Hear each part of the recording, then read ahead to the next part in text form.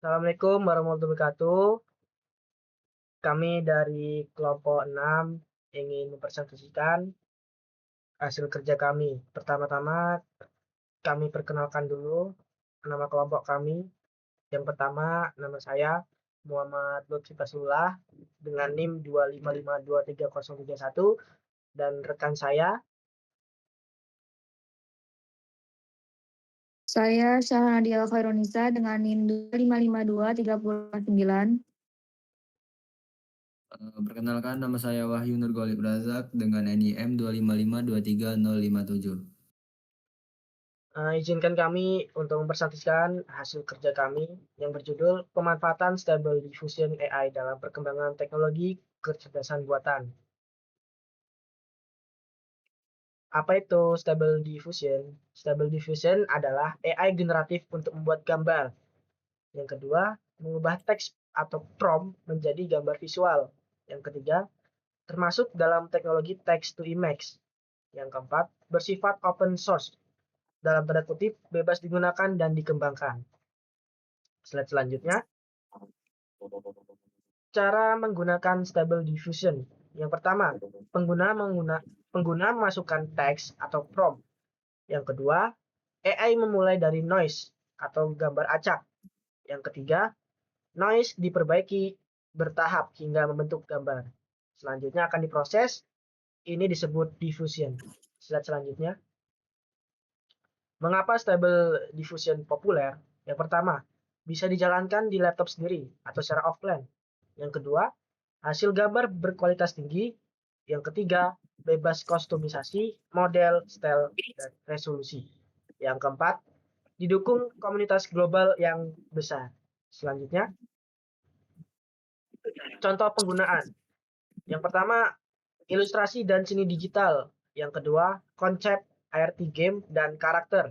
Yang ketiga, media pembelajaran visual. Yang keempat, arsitektur dan desain interior. Yang kelima, konten kreator dan media sosial. Kelebihan stable diffusion. Yang pertama, gratis dan open source. Yang kedua, privasi lebih aman tanpa upload data. Yang ketiga, bisa disesuaikan dengan kebutuhan pengguna. Yang keempat, mendukung banyak style gambar. Slide selanjutnya akan dijelaskan oleh rekan saya yaitu Golib. Baik, di sini saya akan melanjutkan presentasi dari Mas Lutfi. Di sini ada kekurangan Stable Diffusion. Yang pertama itu adalah instalasi relatif rumit untuk pemula. Jadi kayak kalau orang yang baru mulai untuk menggunakan Stable Diffusion itu mungkin agak bakal kerumitan atau kesulitan karena banyak fiturnya dan mungkin perlu dieksplor sendiri supaya nantinya itu bisa terbiasa. Kemudian yang kedua adalah membutuhkan perangkat yang cukup kuat. Jelas karena Stable Diffusion itu tergantung dari perangkat atau PC atau laptop yang kita gunakan sehingga bisa mendukung hasil yang lebih maksimal. Kemudian ada yang ketiga yaitu hasil tergantung kualitas prompt. Jadi seberapa bagus prompt seorang user itu bergantung pada kualitas atau hasilnya nanti. Itu bisa sesuai dengan imajinasinya si user, tergantung yang dibuat. Jadi usahakan promptnya itu bagus, teliti dan runtut. Kemudian yang terakhir adalah bisa disalahgunakan jika tanpa etika. Kemudian ada kebutuhan perangkat. Yang pertama jelas membutuhkan laptop atau PC dengan performa menengah ke atas guna mendukung uh, apa resolusi yang bagus dan hasil yang maksimal. Kemudian yang kedua GPU sangat membantu untuk proses cepat. Kemudian yang ketiga RAM minimal 8 GB supaya bisa digunakan. Dan yang terakhir ruang penyimpanan cukup besar untuk menyimpan hasil generate yang di generate oleh Stable Diffusion.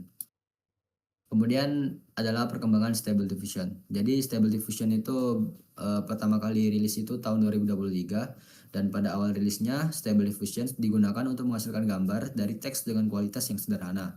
Kemudian masuk ke tahun kedua yaitu di tahun 2024, kualitas gambarnya semakin meningkat dan fitur-fitur pun tersedia menjadi lebih banyak dari sebelumnya. Dan yang terakhir di tahun sekarang di 2025, Stable Diffusion mampu menghasilkan gambar yang lebih realistis, cepat dan fleksibel serta digunakan di berbagai bidang kreatif seperti konten kreator, industri, kemudian desain grafis, dan bidang-bidang lainnya. Kemudian selanjutnya akan dijelaskan oleh rekan kami yaitu Mbak Syahla. Kepada Mbak Syahla dipersilakan. Selanjutnya, peran dalam dunia informatika. Dalam konteks informatika, Stable Diffusion memiliki peran penting. Yang pertama, membantu proses kreatif dengan AI. Menunjukkan bagaimana manusia dan AI dapat berkolaborasi. Yang kedua, contoh nyata penerapan machine learning. Memberikan pemahaman praktis tentang neural networks. Yang ketiga, membuka peluang riset dan inovasi baru, baik dalam pengembangan model AI maupun aplikasinya. Yang keempat, mengubah cara manusia berkreasi, pengembangan teknologi serupa di bidang lain. Next slide. Etika penggunaan AI. Sebagai mahasiswa UII yang berlandaskan nilai-nilai Islam, kita perlu memperhatikan yang pertama, tidak digunakan untuk hoax dan penipuan. Seperti tidak membuat konten menyesatkan atau fitnah. Yang kedua, menghargai hak cipta. Tidak mengklaim karya orang lain atau menggunakan data tanpa izin. Yang ketiga, tidak membuat konten merugikan orang lain. Seperti menghindari konten yang merendahkan, melecehkan, atau mendiskriminasi. Yang keempat, jujur jika karya dibuat dengan AI. Mengakui penggunaan AI dalam karya ilmiah, tidak menyembunyikan sebagai karya murni. Selanjutnya,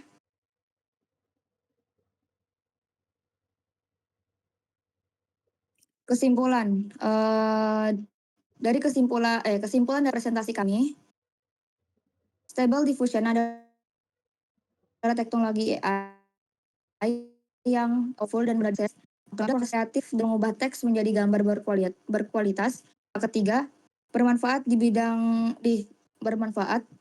berbagai bidang, dari pendidikan hingga industri kreatif. Yang keempat, perlu digunakan secara bijak, mengutamakan etika dan tanggung jawab dalam penggunaannya. Sudah. Baik, Mas Lutfi, silakan dilanjutkan dengan closing.